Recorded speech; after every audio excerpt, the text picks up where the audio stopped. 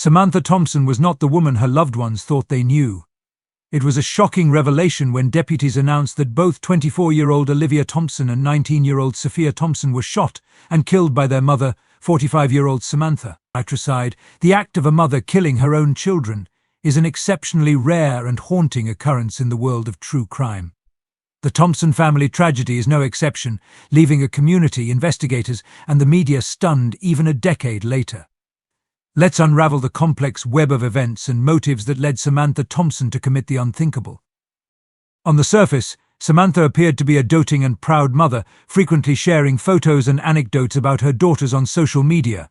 However, there was more to her story than met the eye. In 2018, Samantha, 45, and her husband, Michael Thompson, 47, had been married for over 2 decades. The couple, originally from Springfield, Illinois, had relocated to the quiet suburban neighborhood of Oakwood, California, in 2005. They settled into a picturesque 2-story home on Maple Lane with their 2 daughters, Olivia and Sophia. Olivia, the eldest, was a bright and ambitious 24-year-old with a promising future ahead of her. She had recently graduated summa cum laude from the University of California, Berkeley, and secured a prestigious marketing job at a tech startup in San Francisco. Known for her quick wit, independent spirit, and kind heart, Olivia was also engaged to her college sweetheart, Adam. The couple had been together for 6 years and were planning to wed in the fall. Sophia, the younger sister, was a 19-year-old sophomore at the local community college. She was a gifted artist with a passion for photography and a love for animals. Sophia volunteered at the local animal shelter on weekends and dreamed of one day opening her own pet photography studio. Like her sister, Sophia was known for her infectious laughter and ability to light up any room she entered. Michael Thompson, the family patriarch, was a dedicated software engineer who worked tirelessly to provide for his family. He was known in the neighborhood as a friendly and approachable man, always ready to lend a helping hand or engage in friendly conversation. In contrast, Samantha was more reserved and kept to herself, rarely participating in community events or socializing with neighbors. The stark difference in public perceptions of Samantha was a notable aspect of this case. While some remembered her as a loving and involved mother who proudly shared her daughter's accomplishments, others described her as emotionally distant and erratic. It became increasingly apparent that beneath the surface, Samantha was a troubled individual grappling with deep-seated issues. To truly comprehend the events that unfolded on that fateful day, it is crucial to delve into Samantha's background and the circumstances leading up to the tragedy. Samantha grew up in Springfield, Illinois, primarily under the care of her grandmother, Elizabeth. Elizabeth was the central figure in Samantha's life, providing the love, attention, and stability she craved. Samantha's social media posts from 2014 revealed the depth of her admiration for her grandmother, describing her as the one person she could always turn to and the center of her world. However, Samantha's relationships outside of her grandmother were strained and superficial. In August 2014, Samantha visited Elizabeth in Springfield for her 85th birthday. She expressed gratitude to her husband, Michael, for allowing her to make the trip and shared her guilt about living so far away while her grandmother's health declined. Tragically, just 3 weeks later, on September 2nd, 2014, Elizabeth passed away. Samantha's social media posts during this period reflected her immense grief and devastation. She documented the days since her grandmother's passing, expressing her inability to cope with the overwhelming sense of loss. A mere 6 weeks after her grandmother's death, Samantha's father also passed away. Interestingly, her father's death seemed to have a less profound impact on her, as evidenced by her limited social media activity surrounding the event. After a brief mention of her father's untimely passing, Samantha quickly redirected her focus to her lingering grief over her grandmother's death.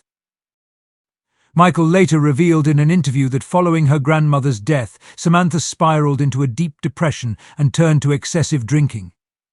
The once strong bond between Michael and Samantha began to crumble under the weight of her mental health struggles, alcoholism, and unresolved grief. From January 2014 to the time of the tragedy, the Oakwood Police Department was called to the Thompson residence a total of 17 times. On 5 occasions, Samantha was taken to a private medical facility after threatening to harm herself. Each time, she was released after a few days, claiming to have regained stability. Michael described this as a recurring cycle that perpetuated their marital troubles. As their marriage deteriorated, Samantha and Michael separated multiple times, with Samantha moving into a nearby apartment before eventually reconciling. During one of their separations in 2016, Samantha became increasingly invested in her online presence, particularly through sharing selfies on social media. While there was no denying Samantha's beauty, which seemed to have only grown more striking with age, her selfies revealed a deep-rooted need for validation and attention. The more she posted, the more desperate her pursuit of affirmation appeared. Michael disclosed that Samantha battled with low self-esteem and self-loathing, which not only impacted their marriage but also her relationships with their daughters. Samantha often made subtle, yet hurtful, comments to Sophia about her appearance, comparing her to her own younger self. She would try on Sophia's clothes and make pointed remarks about size, gradually chipping away at her daughter's self-confidence. These incidents were not isolated, they were manifestations of Samantha's ongoing struggle with her own insecurities. It is worth noting that Samantha was an outspoken advocate for gun rights, as evidenced by her Facebook posts expressing her strong belief in the Second Amendment and the right to bear arms. In 2016, Samantha briefly worked as a receptionist at a local dental office. However, her employer, Dr. James Wilson, described her behavior as unpredictable and erratic. She frequently failed to show up for work without notice, citing her ongoing divorce and living situation as reasons for her absences. Dr. Wilson eventually discovered that Samantha had misrepresented herself on her LinkedIn profile, claiming to be the office manager and exaggerating her length of employment.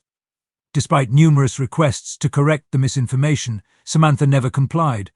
After 6 months, Dr. Wilson terminated her employment, noting that she took the news surprisingly well and the parting was amicable. By August 2018, Michael and Samantha had reconciled after another separation, but their relationship remained strained.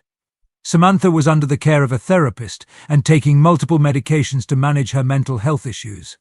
Additionally, tensions were high between Samantha and Olivia, who were constantly arguing about Olivia's upcoming wedding to Adam. On the morning of Friday, August 24, 2018, which happened to be Michael's 48th birthday, the atmosphere in the Thompson household was charged with hostility. Samantha was at odds with everyone from the moment she awoke. After a day filled with arguments, Michael reached his breaking point and told Samantha he wanted a divorce, declaring, "This is the last birthday you'll ever ruin for Samantha," who had been pushing for a divorce herself. This was the final straw. The situation escalated when Samantha demanded that Michael forbid Olivia from seeing her fiancé Adam. Michael refused, arguing that Olivia was an adult capable of making her own decisions. The tension in the house was palpable, and Sophia, caught in the middle of her sister and mother's conflict, confided in a friend that morning about the ongoing arguments, though she didn't divulge the full extent of the situation. That evening, at around 7 p.m., Samantha called a family meeting in a fit of rage. As Michael, Olivia, and Sophia gathered in the living room, Samantha demanded an apology from Michael. When he refused, Samantha reached a breaking point. In a chilling turn of events, she retrieved a .45 caliber handgun from beneath the couch cushions, a weapon her grandmother had given her for protection. The room fell silent as Michael and the girls froze in disbelief. Michael pleaded with Samantha not to shoot, desperately trying to reason with her. He even suggested she turn the gun on herself, but Samantha coldly replied, "No, this is about punishing you." Amidst the chaos, someone managed to call 911 twice, capturing the terrified screams and desperate pleas of the family. Samantha first turned the gun on Sophia, shooting her in the chest, and then aimed at Olivia, shooting her in the back as she tried to flee. Michael managed to help his daughters escape through the front door, but Samantha continued her rampage, firing 3 more shots that missed the girls but struck the walls. Sophia collapsed on the street, succumbing to her injuries, while Olivia made it a few houses down before collapsing. Michael ran to a neighbor's house, frantically pleading for them to call for help. In a disturbing twist, Samantha had retrieved more ammunition and returned outside, seemingly intent on shooting Sophia again, despite her having already passed away. Officers arrived on the scene and ordered Samantha to drop her weapon, but she refused to comply and instead advanced towards them. In response, one officer discharged their firearm, striking Samantha in the chest and neutralizing the threat. Olivia was rushed to the hospital, but tragically succumbed to her injuries shortly after arrival. Michael, while physically unharmed, was hospitalized due to the severe emotional trauma he had experienced. The community was left reeling, grappling with the profound loss of two vibrant young lives and the incomprehensible actions of a mother. As the details emerged, it became clear that Samantha's motive was rooted in a desire for vengeance against her husband. The fact that she targeted her daughters, Olivia and Sophia, instead of harming Michael directly, suggested a calculated effort to inflict the deepest emotional pain possible. Matricide, while rare, is one of the most challenging forms of homicide to prevent, often occurring with little to no warning. In the Thompson case, the signs were present but subtle, leaving loved ones and the community struggling to comprehend the senseless act. In the aftermath of the tragedy, Michael participated in an emotional interview where he opened up about his overwhelming grief and the profound void left in his life.